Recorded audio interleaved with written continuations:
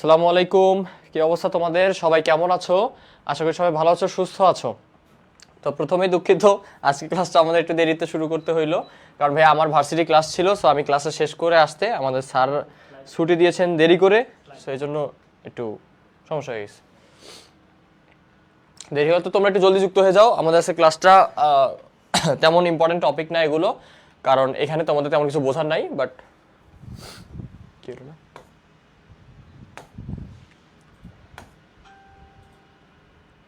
আচ্ছা, আমরা যে অধ্যায়টা পড়বো সেটা হচ্ছে অষ্টম অধ্যায় খাজনা, খাজনার অধ্যায়। ঠিক আছে, সো একটু ফাস্ট তোমরা একটু যুক্ত হয়ে যাও, একটু ফাস্ট যুক্ত হও আর ফ্রেন্ডকে মেনশন করে দাও।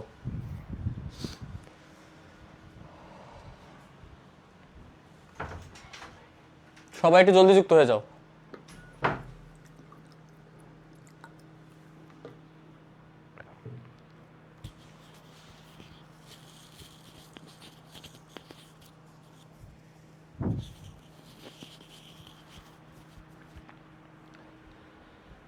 নুসরাত, মরিয়ম, বুশরা, ওয়ালাইকুম আসসালাম। ওকে, সমস্যা হবে না, আমাদের ক্লাসে সমস্যা হবে না। কারণ কি, কারণ এই অধ্যায়গুলো ছোট। ঠিক আছে, এই অধ্যায়গুলো ছোট অধ্যায়, তোমরা এগুলো নিতে পারবা। সো এই অধ্যায়টার নাম কি? খাজনা অধ্যায়, অষ্টম অধ্যায় খাজনা। সো একটা কথা প্রথমে শুরুতেই বলে দিই, ভাই শরীরটা একটু খারাপ লাগতেছে, বাট এটার জন্য দুঃখিত। তোমাদের 5টার মধ্যে এই ক্লাস আমরা শেষ করে দেবো, 5টার মধ্যে শেষ করে দেবো। এরপরে পরবর্তী ক্লাস, দ্বিতীয় ক্লাসটা আমি শুরুতেই বলে দিচ্ছি, দ্বিতীয় ক্লাসটা ইনশাল্লাহ আমরা 5:10 থেকে নেওয়া শুরু করবো। ঠিক আছে, 5:10 থেকে, মাঝখানে নামাজের ব্রেক থাকবে তোমাদের। আর এই অধ্যায়টা আমাদের একটুতেই শেষ হয়ে যাবে, ছোট অধ্যায় এগুলো নিয়ে তেমন রাখার কিছু নাই। সো প্রথম পত্রের আমরা 1 থেকে 10 অধ্যায় সবগুলো করে ফেলছি, মানে 8 বাদে আর কি। সো এই অধ্যায়টা বাদ গেছে আমাদের, এটা আমরা শেষ করে ফেলবো আজকে, খাজনা অধ্যায়।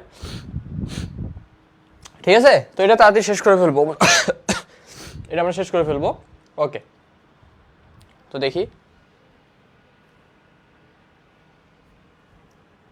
প্রথমে আমাদের যে মানে টেস্ট পেপার অ্যানালাইসিস থাকে না, আমাদের যে কোন কোন টপিক থেকে প্রশ্ন আসে সেগুলো হচ্ছে: মোট খাজনা নির্ণয়ের পদ্ধতি ব্যাখ্যা করো, চিত্র সহকারে নিম খাজনার ধারণা ব্যাখ্যা করো, মোট খাজনা ও নিম খাজনার মধ্যে পার্থক্য বিশ্লেষণ করো, মোট খাজনা, নিম খাজনা ও নিট খাজনা সমূহ উৎপত্তির কারণ 1 9। আচ্ছা, তোমরা জাস্ট একটা জিনিস কমেন্ট করবা আমাকে, সেটা হচ্ছে মোট খাজনা কাকে বলে, নিম খাজনা কাকে বলে, আর নিট খাজনা কাকে বলে। জাস্ট কাকে বলে এই জিনিসটা আমাকে ক্লিয়ার করো, কাকে বলে এই জিনিসটা ক্লিয়ার করো একটু ফার্স্ট, এটা একটু ফার্স্ট ক্লিয়ার করো।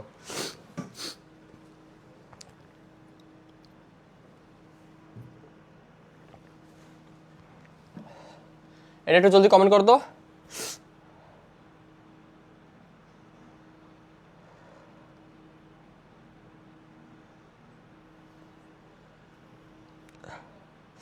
সবাই একটু জলদি যুক্ত হয়ে যাও।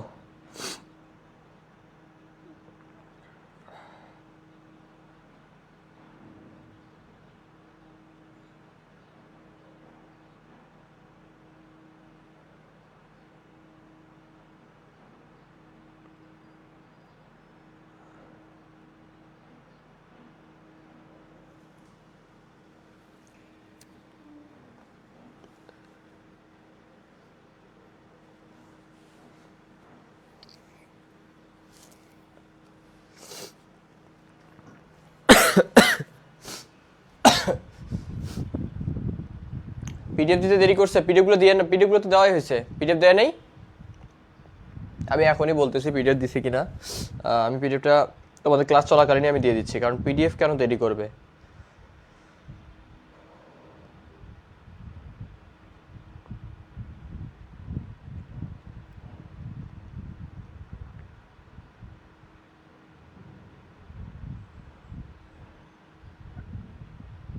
আমি এখনই দিয়ে দিচ্ছি পিডিএফগুলো, মানে আমি সাথে সাথে পিডিএফ আমাদের দিয়ে দেওয়া হয়।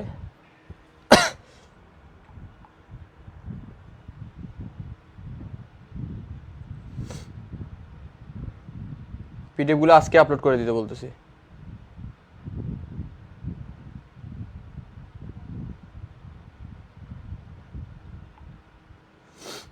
আচ্ছা, সুবোধের ভাইয়া আজকে সুন্দর লাগে, কি সুন্দর লাগে ভাইয়া, কি কি সুন্দর লাগতেছে বুঝিনি তোমার কথা। সুন্দর লাগার কি আছে? খাজনা অধ্যায় কি খাজনা অধ্যায় দেখে সুন্দর লাগতেছে নাকি? হ্যাঁ আচ্ছা, তো বলছে কি আমরা যদি দেখি আমাদের মোট খাজনা কাকে বলে, তো মোট খাজনা কাকে বলে তোমরা একটু কমেন্ট করতে বলছিলাম, তোমরা এখনো কেউ কমেন্টই করো নাই, অর্থাৎ মোট খাজনা কি তোমরা পারো না? মোট খাজনা বলতে জলদি কমেন্ট করো, আমি কমেন্ট দেখতেছি।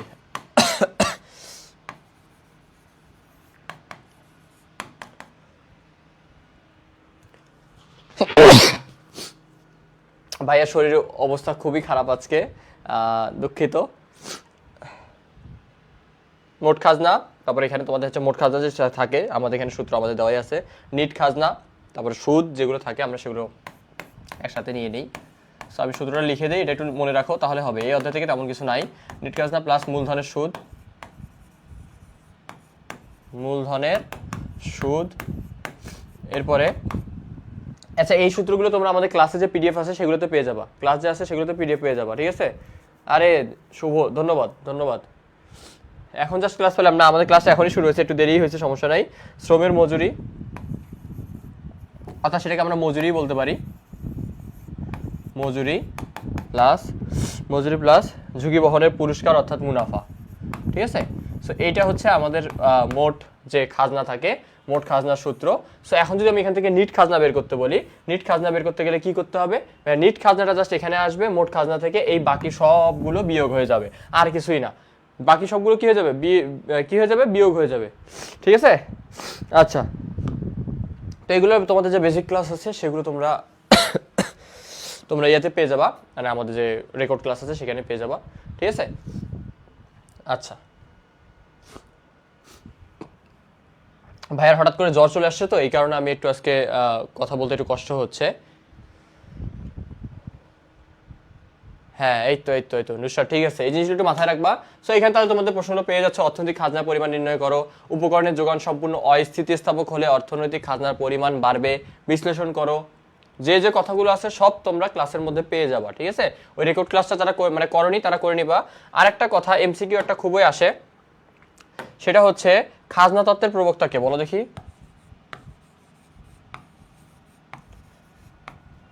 খাজনা তত্ত্বের প্রবক্তা,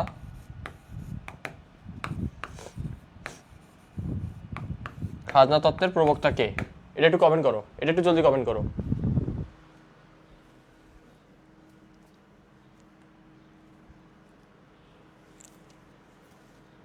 খাজনা তত্ত্বের প্রবক্তা কে?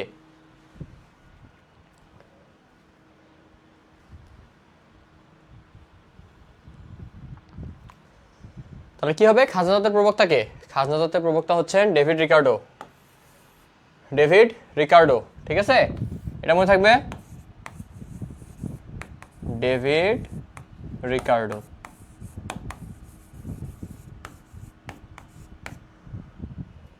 ডেভিড রিকার্ডো, ঠিক আছে? হ্যাঁ, ভেরি গুড। এখন যদি আমি বলি আধুনিক খাজনা তত্ত্বের প্রবক্তা কে?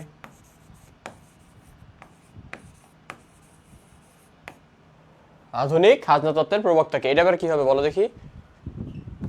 এটা কি ডেভিড রিকার্ডো হবে না অন্য কেউ হবে? একটু জলদি কমেন্ট করো। আধুনিক খাজনা তত্ত্বের প্রবক্তা কে?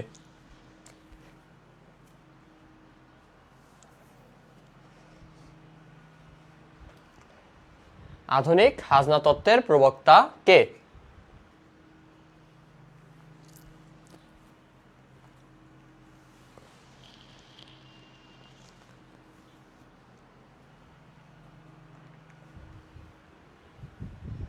কমেন্ট করো, জলদি কমেন্ট করো, জলদি কমেন্ট করো। আধুনিক খাজনা তত্ত্বের প্রবক্তা কে?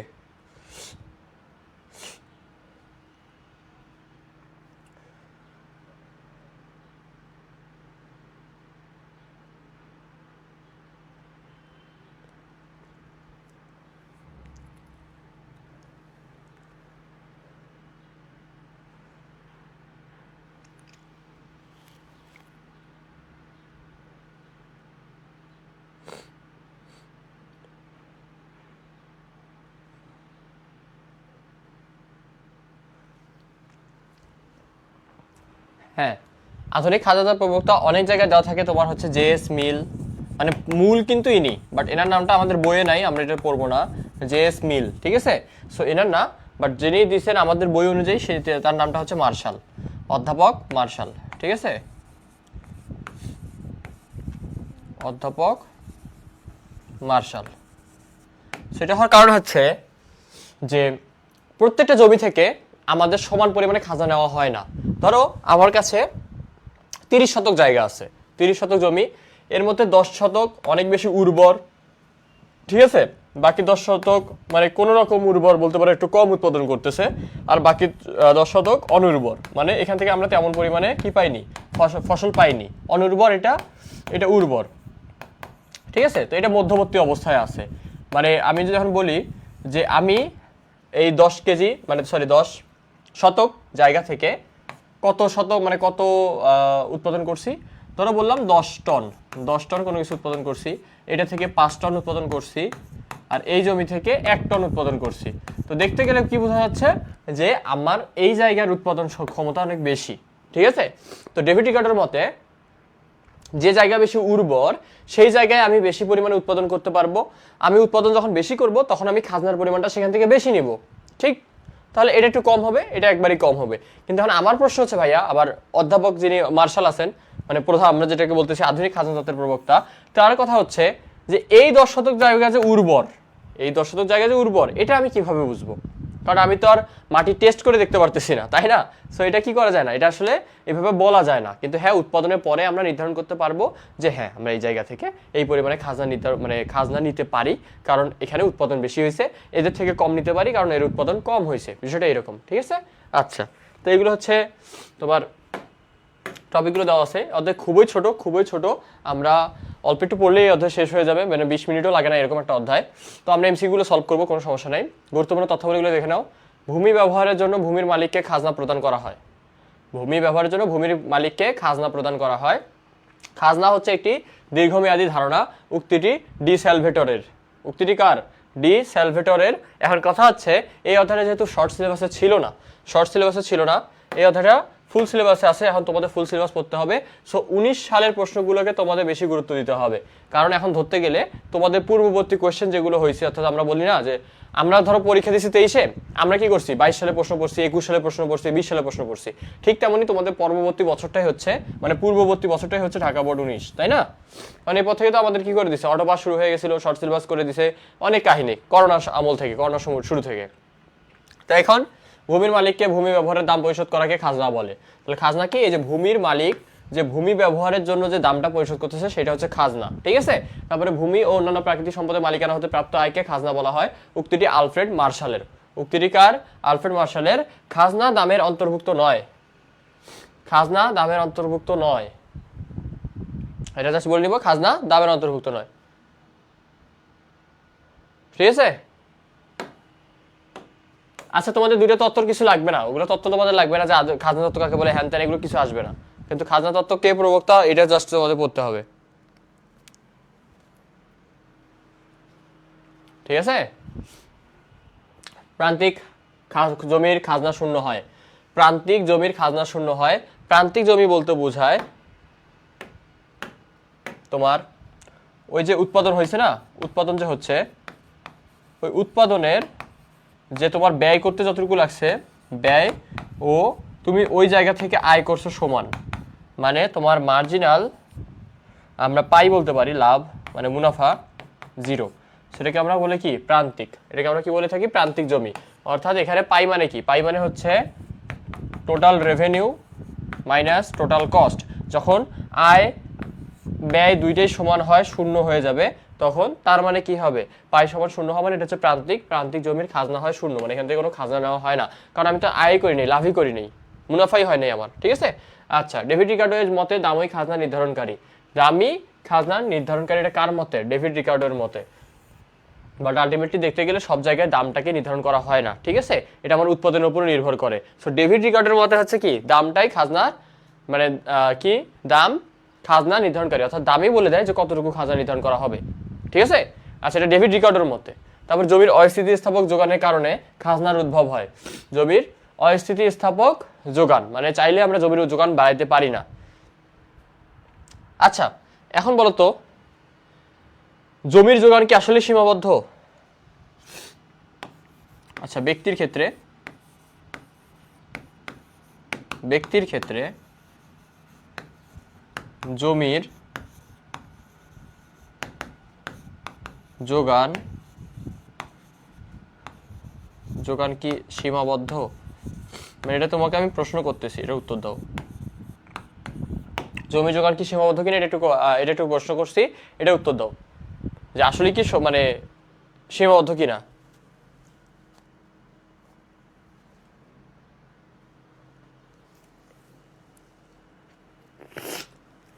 বলো কি হবে? ব্যক্তির ক্ষেত্রে জমির যোগান কি আসলে সীমাবদ্ধ কিনা?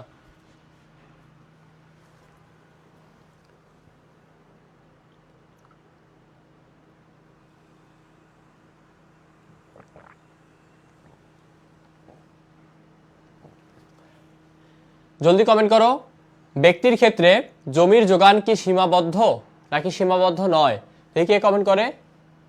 আচ্ছা, সুমাইয়া বলছে না, মানে সীমাবদ্ধ না। আচ্ছা,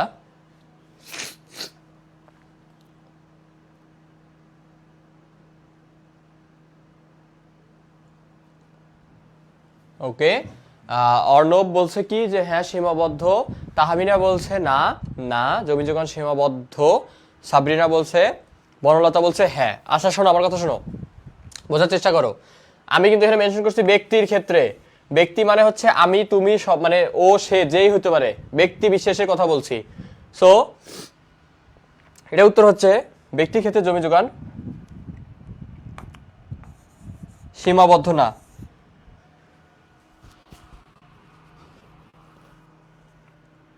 ব্যক্তির ক্ষেত্রে জমির যোগান কি সীমাবদ্ধ না। কেন? দেখো, এখন আমি একজন ব্যক্তি, আমার জায়গা সম্পত্তি আছে 50 শতক। কত? 50 শতক। এখন আমি চাকরি বাকরি করছি, করে আমার টাকা পয়সা হয়েছে, আমি আরো 50 শতক জায়গা ক্রয় করছি। 50 শতক ক্রয় করলাম। এখন বলতো আমার জায়গা কতটুকু হইলো? 50 শতক ক্রয় করছি, তাহলে আমার কত হইলো? মোট কত? মোট 100 শতক। মোট 100 শতক। এই ক্ষেত্রে কি আমার জায়গার পরিমাণ বাড়ছে কিনা? এই ক্ষেত্রে আমার জায়গার পরিমাণ বৃদ্ধি পাইছে কিনা? তাহলে এটা সীমাবদ্ধ কিভাবে থাকলো? সীমাবদ্ধতা থাকে না, কারণ ব্যক্তির ক্ষেত্রে বলছি। সো ভাইয়া, ব্যক্তির ক্ষেত্রে আমার সার্বিকভাবে দেখতে গেলে ভূমির যোগান সীমাবদ্ধ, কারণ আমি পৃথিবীতে নতুন করে আর কোনো মাটি তৈরি করতে পারবো না। মানে ভূমির যোগান আমি অন্য জায়গা থেকে আনতে পারতেছি না পৃথিবীতে। সো এই জন্য দেখতে গেলে আলটিমেটলি আমাদের সবকিছু মিলাই দেখতে গেলে যে ভূমি যোগান সীমাবদ্ধ। কিন্তু এখানে কথা হচ্ছে ব্যক্তির কথা হচ্ছে, ব্যক্তির প্রসঙ্গে। সো আমার জায়গা সম্পত্তি নাই, বাট আমি টাকা পয়সা ইনকাম করে আমি কি করতে পারতেছি? ক্রয় করতে পারতেছি। মানে আমি অন্য একজন ব্যক্তির জমি ক্রয় করে নিচ্ছি। তো এই ক্ষেত্রে আমার যোগানটা সীমাবদ্ধ না, কারণ আমি যোগান বৃদ্ধি করতে পারবো চাইলেই আমি যোগান বৃদ্ধি করতে পারতেছি। বোঝা গেছে? সার্বিকভাবে পুরো পৃথিবীর ক্ষেত্রে মাটির পরিমাণ বৃদ্ধি পাচ্ছে না। মানে আমি ক্রয় করতেছি মানে কি, অন্য একজন বিক্রয় করতেছে, তার জায়গাটা আমার হয়ে গেল। তো এখানে আমি কি করতেছি? আমার যোগান বৃদ্ধি পাচ্ছে কি ভূমির, কিন্তু এটা সব মানে সার্বিকভাবে দেখতে গেলে কোনো বৃদ্ধিই পাচ্ছে না, কোনো বৃদ্ধি হয়নি। ঠিক আছে? সো এটা সীমাবদ্ধ না। বাট যদি নর্মালি বলি জমির যোগান কি সীমাবদ্ধ, তাহলে হ্যাঁ। তাহলে এটার অ্যান্সার কি? জমির যোগান কি সীমাবদ্ধ? তাহলে এটার অ্যান্সার হচ্ছে হ্যাঁ।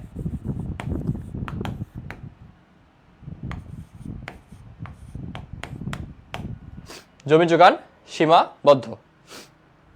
ঠিক আছে? আচ্ছা, সো আমরা একটু তাড়াতাড়ি শেষ করি, আমাদের এই অধ্যায়ে তোমাদের তেমন কোনো কিছু আসবে না, একটা সৃজনশীলের মোটামুটি আসতে পারে। তো এখানে বলছে নিম খাজনা পরিমাপের সূত্র, এই সূত্রটা মুখস্থ রাখো তাহলেই হবে। এই ক্ষেত্রে মনে রাখো TR minus TVC, TR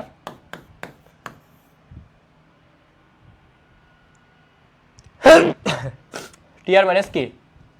TVC. ঠিক আছে? সো টিআর মানে কি? টিআর মানে হচ্ছে টোটাল রেভিনিউ, টোটাল রেভিনিউ।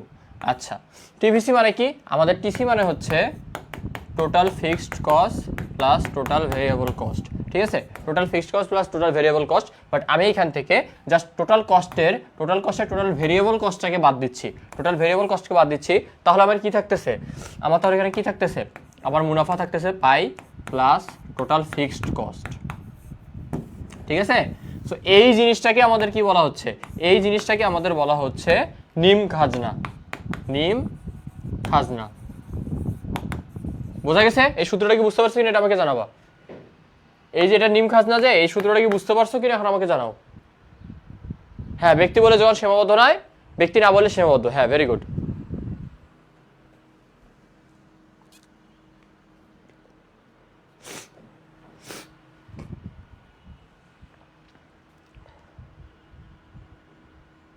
আচ্ছা, সো এখানে আমাদের কি জাস্ট টোটাল ভেরিয়েবল কস্টটা বাদ দিচ্ছি, আমার কি থাকতেছে, আমার টোটাল ফিক্সড কস্ট কিন্তু থেকে যাচ্ছে। আর সাথে আমি যখন টিআর মাইনাস টিসি করি তখন আমি এখানে পাই পাই এর মান। সো আমি এখানে কি পাইটা তো অবশ্যই পাচ্ছি, সাথে আমার টোটাল ফিক্সড কস্টটা এক্সট্রা থাকতেছে, যে মানটা পাচ্ছি পাই এর মান যেটা আসতো লাভ, তার থেকে টোটাল ফিক্সড কস্টটা অ্যাড করে দিচ্ছি সাথে। তাহলে এটা হচ্ছে, আচ্ছা প্রদীপ আরেকবার বুঝাই দিই। আচ্ছা, প্রথমত আমরা জানি পাই মানে কি, পাই মানে হচ্ছে টিআর মাইনাস টিসি, এটা আমরা জানি না, এটা আমরা জানি, কিন্তু আমাদের এখানে কি করতেছে, নিম খাজনা বের করতে বলছে। আমরা কি বের করতেছি, নিম খাজনা। সো নিম খাজনার সূত্রটাই হচ্ছে যে আমি আমার টোটাল আয় থেকে, রেভিনিউ থেকে আমি আমার মোট পরিবর্তনশীল যে খরচটা ছিল, টোটাল ভেরিয়েবল কস্ট, সেটাকে বাদ দিব। তা আমার কথা, টোটাল ভেরিয়েবল কস্ট আবার কিন্তু টিসির অংশ, অর্থাৎ total fixed cost plus total variable cost, অর্থাৎ এখান থেকে আমি এইটাকে বাদ দিচ্ছি, তাই না? তো আমি কিন্তু আর পুরো টিসিকে আর বাদ দেই নেই, কারণ কি টিসি থেকে কি রেখে দিছি, টিসির মধ্যে কি থাকতেছে, টোটাল ফিক্সড কস্টটা থেকে যাচ্ছে এখনো, তাই তো? তাহলে আমার জানি কি, যদি এখানে টিসি হইতো তাহলে আমি শুধুমাত্র পাই পাইতাম, মানে কি আমি যদি টিআর মাইনাস টিসি বের করি তাহলে আমার মানটা আসে পাই। কিন্তু এখানে কি আসলে টিসি বাদ দিছি? আমি কিন্তু পুরো টিসিকে বাদ দিইনি, আমি কাকে বাদ দিছি, টোটাল ভেরিয়েবল কস্টকে। তার মানে এখানে আমার কি থাকতেছে, পাই থাকতেছে প্লাস টোটাল ফিক্সড কস্টের মানটা থাকতেছে, ঠিক আছে? সো এইটাই হচ্ছে আমাদের কি, এইটাই হচ্ছে আমাদের নিম খাজনা, এটা হচ্ছে আমাদের নিম খাজনা, ঠিক আছে? সো এখানে আর কিছু বোঝানো নাই, এখানে জাস্ট এমসিকিউগুলো দেওয়া আছে। পাই কোথা থেকে আসলো, পাই হচ্ছে এই যে পাই, এটা আমরা শিখছি না, এই এগুলো আমাদের বাজার অধ্যায়ে শেখা হয়েছে না, total revenue minus total cost, মোট আয় থেকে মোট ব্যয় বাদ দিলে কি থাকে, মুনাফা থাকে। পাই মানে কি, পাইটা হচ্ছে মুনাফা, পাইটা কি, পাই হচ্ছে মুনাফা। সো নিম খাজনা মানে কি, এখানে তোমার মুনাফার সাথে টোটাল ফিক্সড কস্ট অ্যাড থাকবে। বোঝা গেছে? আশা করি বুঝতে পারছো। ভাইয়ার শরীরটা খুবই খারাপ লাগতেছে, যার কারণে আমি এখন একটু মানে তোমাদের চাই বেশি করে বুঝাতে পারতেছি না। সেখানে মানগুলো দেওয়া আছে, জ্ঞানমূলক প্রশ্নগুলো দেওয়া আছে, অনুধাবন দেওয়া আছে, সবগুলো দেওয়া আছে, পিডিএফও দিয়ে দিছি, পিডিএফটা আপলোড হয়ে যাবে, জাস্ট এটা একবার করে পড়ে নিবে। এটা তেমন একটা ইম্পর্টেন্ট অধ্যায় না, ঠিক আছে? তো এখানে গ অংশ দেওয়া আছে, তো এখানে দেখবো উদ্দীপকের একটা দেওয়া থাকবে, উদ্দীপকের আলোকে তোমাকে মোট খাজনা নির্ণয় করতে বলতে পারে। মোট খাজনার সূত্র কি দেখলাম, নিট খাজনা প্লাস মূলধনের সুদ প্লাস মানে আমাদের হচ্ছে মজুরি প্লাস মুনাফা, ঠিক আছে? ওই সূত্রগুলো পড়ে নিবা, তাহলে হয়ে যাবে। আচ্ছা, তো এরকম উচ্চতর দক্ষতার প্রশ্ন দেওয়া আছে। ওকে, ভূমি ব্যবহারের জন্য ভূমির মালিককে কি দিতে হয়? ভূমির মালিক, একটা জিনিস মাথায় রাখবা, ভূমির মালিক দিয়ে থাকেন খাজনা। মুনাফা কে পায়? মুনাফা পায় সংগঠক অথবা মালিক পক্ষ, মুনাফা লাভ করে মালিক। সুদ দেয় কে? সুদ দেয় যে ঋণী অর্থাৎ ঋণ নিছে, ঠিক আছে, ঋণী যে। আর মজুরি কে পায়? মজুরি পায় শ্রমিক, সুদ দেয় ঋণী যিনি ঋণ নেন, সুদ নেন কে? যিনি ঋণ দেন। আর এখানে মুনাফাটা লাভ করে কে? মুনাফা লাভ করে মালিক পক্ষ, ঠিক আছে? এটা একজন হইতে পারে, অনেকজনও হইতে পারে, বোঝা গেছে? আর খাজনা দেয় কে? খাজনা দেয় ভূমির মালিক, অর্থাৎ ভূমি ব্যবহার করেন যিনি, ভূমি ব্যবহারকারী। এক ইয়েতেই শেষ, এক কথাতেই আমাদের যে টপিকগুলো থাকে, মানে কি কি কোথায় থাকে এটা আমরা বুঝে গেছি, ঠিক আছে? তো এই গেল আমাদের একটা একের ক। এরপর অনেকগুলো এরকম কয়েকটা এমসিকিউ আছে। আর খাজনা হচ্ছে একটি দীর্ঘমেয়াদী ধারণা, David Ricardo, John Stuart Mill, Adam Smith, D Stigler. তো এটার অ্যান্সার কি হবে? জি স্টিগলার। আচ্ছা, খাজনা হচ্ছে একটি দীর্ঘমেয়াদী ধারণা, উক্তিটি কার? এটা হচ্ছে জি স্টিগলারের, ঠিক আছে? ভূমির মালিককে ভূমি ব্যবহারের দাম পরিশোধ করাকে কি বলা হয়? এটাকে বলা হয় কি, যে দাম পরিশোধ করতেছে সেটা হচ্ছে আমাদের খাজনা। এটা আমরা একটু আগে দেখে ফেললাম। তারপরে ভূমি ও অন্যান্য আকস্মিক সম্পদের মালিকানা হতে লাভ করা আয়কে খাজনা বলা হয়। তো এই উক্তিটি কার? এই উক্তিগুলো জাস্ট দেওয়া আছে, এগুলো মুখস্থ করে নিবা সুন্দর মতো, ঠিক আছে? এগুলো একবার করে পড়ে নিবা, তাহলে হয়ে যাবে মুখস্থ। তারপর উৎপাদনের যে কোনো উপকরণের ন্যূনতম যোগান দামের চেয়ে যে অতিরিক্ত দাম বা পারিশ্রমিক দেওয়া হয় তাকে কি বলা হয়? যেটা আমরা অতিরিক্ত দিয়ে থাকি সেটা হচ্ছে খাজনা, মানে যে দামটা হওয়ার কথা তার থেকে কিছু অংশ বেশি নিচ্ছি, সেটাই হচ্ছে খাজনার পরিমাণ, ঠিক আছে? এটা কি খাজনার পরিমাণ, বোঝার চেষ্টা করো। উৎপাদনের যে কোনো উপকরণের ন্যূনতম যোগানের দামের চেয়ে, অর্থাৎ আমি ভূমি, শ্রম, মূলধন সবকিছু কি করতেছি, একসাথে করলাম, করে তার সাথে আমি এক্সট্রা টাকা নিচ্ছি। কেন? যে আপনি যে আমার বাসা ব্যবহার করতেছেন অথবা ভূমিতে থাকতেছেন, আমার সেই থাকার পরিমাণে টাকাটাকে দিবে, সেই থাকার জন্য যে এক্সট্রা টাকাটা নিচ্ছি আমি, ওইটা হচ্ছে আমার কি, খাজনা। এক কথা শেষ। ওই কথাটাকে ঘুরে ফিরে বলছে খাজনা দামের অন্তর্ভুক্ত নয়। কে বলেছেন? খাজনা দামের অন্তর্ভুক্ত নয়। কে বলেছেন? জন মেনার্ড কেইন্স। আচ্ছা, জে এম কেইন্স আমরা যেটাকে বলে থাকি, যাকে আচ্ছা, এখন আমার কথা, খাজনা দামের অন্তর্ভুক্ত, এটা কে বলছে? এবার অ্যান্সার করো। খাজনা দামের অন্তর্ভুক্ত, এখানে তার উত্তরটা তোর আসতেছে না। এখানে বলছেন খাজনা দামের অন্তর্ভুক্ত নয়, সেটা বলছেন কে? কেইন্স বলছেন, জন মেয়ার্ড কেইন্স, অর্থাৎ জে এম কেইন্স আমরা যেটাকে বলে থাকি। এখন আমার কথা, খাজনা দামের অন্তর্ভুক্ত এই কথাটা কে বলছে? এটার অ্যান্সার করো। খাজনা দামের অন্তর্ভুক্ত এটা কে বলছেন? Alfred martial.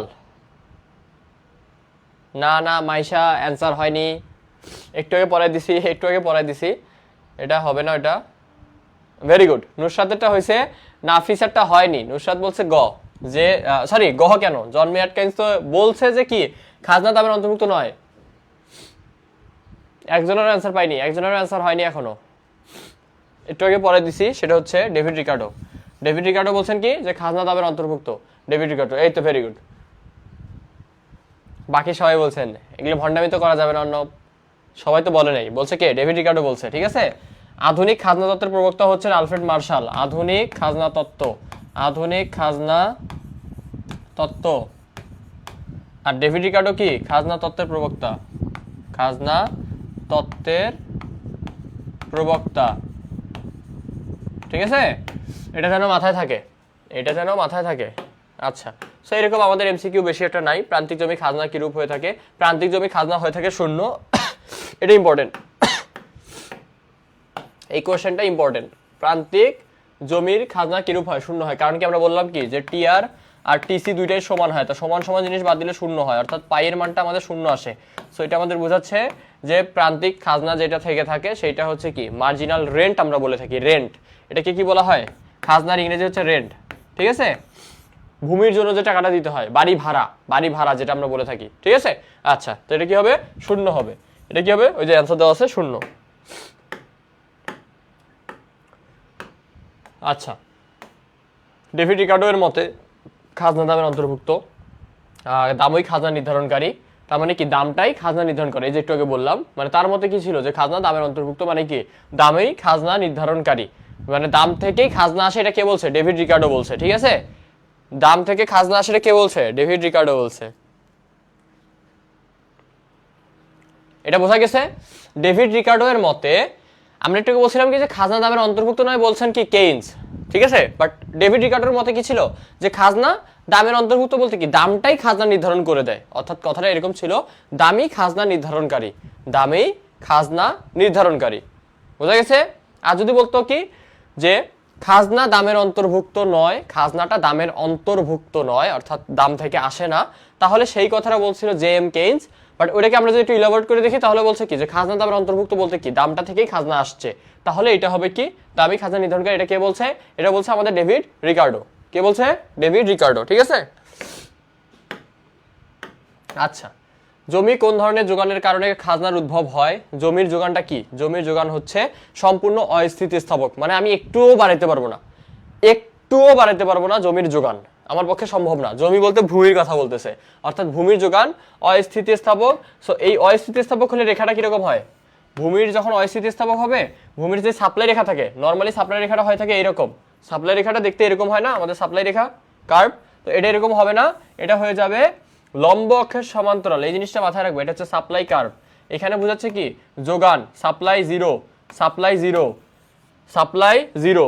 আর এই পাশে যদি সাপ্লাই হতো তাহলে সাপ্লাই আনলিমিটেড, মানে অস্থিতিস্থাপক। এটাকে বর্ণনা করা যায় না, বর্ণনা করা যায় না, ঠিক আছে। আচ্ছা আচ্ছা, তাহলে এখন আমাদের এখানে রেখাটা কোনটা হবে? যেহেতু সম্পূর্ণ অস্থিতিস্থাপক, অস্থিতিস্থাপক হলে এই রেখাটা ঠিক, মানে এটা তো আমাদের হচ্ছে না, এটা আমাদের হচ্ছে না, ঠিক আছে। তাহলে এই হচ্ছে কারণ কি। এটা এখন দেখো, আমরা যদি এখানে প্রাইস নেই, আমাদের এখানে কোয়ান্টিটি অর্থাৎ পরিমাণ নেই, তাহলে বিষয়টা কি দাঁড়াচ্ছে? প্রাইস যতই বাড়াই না কেন, প্রাইস যতই বাড়াই না কেন বাড়তেছে বাড়তেছে বাড়তেছে, মানে আমি যতই দাম বাড়াই দেই আমার এখানে কি হবে না, আমার যোগান বাড়ানো পসিবল না, অর্থাৎ আমার ডিমান্ড বাড়তেছে। আমার প্রত্যেক ক্ষেত্রে ধরো ডিমান্ড বাড়তেছে, আমার দাম বাড়তেছে, কিন্তু আমার যোগান কিন্তু বাড়তেছে না। বিষয়টা বোঝা গেছে? অর্থাৎ জিনিসটাকে আমরা একটু সুন্দরভাবে করি, সেটা হচ্ছে কিরকম, ধরো আমার কাছে এখন যেহেতু তেলের সংকট না, সো আমি বললাম আমার কাছে তেল আছে তেল আছে 5 লিটার, কি বললাম 5 লিটার। আমি দাম নির্ধারণ করছি, প্রথম অবস্থায় দেখলাম কি আমার দাম এখানে, সো আমি নির্ধারণ করে দিছি যে দাম হচ্ছে 80 টাকা। কত টাকা? 80 টাকা। সো এখন দেখা যাচ্ছে কি তেলে যেহেতু সংকট, সবারই তেল প্রয়োজন, সবাই আমার কাছে আসতেছে যে ভাই আমার তেল দেন, ভাই আমার তেল দেন। সো আমি দেখতেছি কি রে ভাই, আমার কাছে তো 5 লিটারই তেল আছে, আমি তো চাইলে আর বাড়াইতে পারবো না, আমার পক্ষে তো আর কি যোগান আলাদাভাবে সম্ভব না, আমার কাছে আসেই 5 লিটার। তখন আমি কি করতে পারি, যখন দেখতেছি যে ডিমান্ড বেড়ে যাচ্ছে, আমার মনে লোভ জাগতেছে, আরে তাহলে দাম বাড়াই দিই, তাহলে আমি দাম বাড়াই দিব, আরো ডিমান্ড বাড়লে আমি আরো দাম বাড়াই দিব, আরো ডিমান্ড বাড়লে আমি আরো দাম বাড়াই দিব। তবে 5 লিটার তেল কিন্তু 5 লিটারই থাকবে, তার মানে আমার সাপ্লাই কার্ভ সমান সমান 0। আমার পক্ষে আর নতুন করে সাপ্লাই বাড়ানো পসিবল না। তার মানে এটাই বুঝাচ্ছে যোগান যদি হয়ে থাকে মানে অস্থিতিস্থাপক অর্থাৎ সীমাবদ্ধ, ভূমির যোগান সীমাবদ্ধ, এক্ষেত্রে আমার ডিমান্ড বাড়লে দাম বেড়ে যাবে, প্রাইস বাড়বে। ধরো 80 থেকে 100, 100 থেকে 130, এখানে হয়ে গেল 200। মানে বিষয়টা কি বুঝাচ্ছে, আমার প্রাইসটা হাই হচ্ছে কিন্তু ওই 5 লিটার তেলেরই দাম, 5 লিটার তেলেরই দাম, যে জিনিসটা বর্তমানে ইউজ করা হচ্ছে। যারা মধ্যস্বত্বভোগী থাকে, তারপরে হচ্ছে বলে না সিন্ডিকেটের কথা বলে, সিন্ডিকেট, ওরা কি করে একটা গুজব রটায় দেয় যে আরে ইরান ইসরায়েলের যুদ্ধ হচ্ছে, তেলের সংকট দেখা দিছে। হ্যাঁ, তেলের সংকট দেখা দিতে পারে, বাট সেটাকে তারা গুজব হিসেবে চালাচ্ছে। এতে করে কি হচ্ছে, তাদের মানে যে তেলের যোগানটা ছিল, তেলের যে যোগান ছিল, যোগানটা এখনো ঠিকই আছে বলতে গেলে, কিন্তু এরা এগুলো দিচ্ছে না, ওরা লুকায় রাখতেছে, মানে যোগানটাকে সরায় রাখতেছে, মজুদ করে রাখতেছে। মজুদ আর যোগানের মধ্যে পার্থক্য এটাই, ঠিক আছে? একটা হচ্ছে মজুদ, একটা কি, একটা হচ্ছে মজুদ আর একটা হচ্ছে যোগান। মজুদ মানে হচ্ছে আমি রেখে দিছি, এটাকে আমি বিক্রয়ের জন্য এখনো রাখি নাই, মানে বিক্রয় করতে পারি। আর যোগান মানে হচ্ছে হ্যাঁ আমি বিক্রয় করার জন্য নিয়ে আসছি। কথার মধ্যে দুটো কিন্তু পার্থক্য আছে। মজুদ মানে আমি এটা ঘরে রেখে দিতে পারি, আর যোগান মানে হচ্ছে আমি এটা বিক্রয় করার জন্য নিয়ে আসছি। সো এখন তারা কি করতেছে, যোগানের জায়গায় মজুদ করে রাখতেছে। এতে করে কি হচ্ছে, শর্টেজ অফ সাপ্লাই হচ্ছে, মানে সাপ্লাই কমে যাচ্ছে। তো যখন সাপ্লাই কমে যায় তখন আমরা কি জানি, আমরা নর্মালি যদি দেখি, আমরা নর্মালি যখন চিত্রগুলো দেখে থাকি তখন কি হয়, যেটা ডিমান্ড এটা সাপ্লাই। সো সাপ্লাই কমলে সাপ্লাই কোথায় যায় ভাইয়া, বামে যায়। মানে আমাদের সাপ্লাই এস যেটা এখানে ছিল, পরে এটা S1 হয়ে গেল। তার মানে প্রথম অবস্থায় দাম ছিল এইখানে এই পরিমাণে, দেখো এই পরিমাণ দিতে আমি এতটুকু দাম নিতাম, প্রাইস 1। পরবর্তীতে দেখো আমার পরিমাণও কমে গেল, আমি দামও বাড়াই দিলাম, ঠিক আছে? তো এতে করে কি হচ্ছে, ওই সিন্ডিকেট যারা করতেছে, মধ্যস্বত্বভোগী যারা আছে, তারা অল্প পরিমাণ তেল বেশি দামে বিক্রয় করতে পারতেছে, মাঝখান থেকে তারা লাভ হচ্ছে, তারা কি হচ্ছে, লাভবান হচ্ছে, তারা লাভবান হচ্ছে। হ্যাঁ, স্টক করে যে বলতেছো এটার কথাই বলতেছি।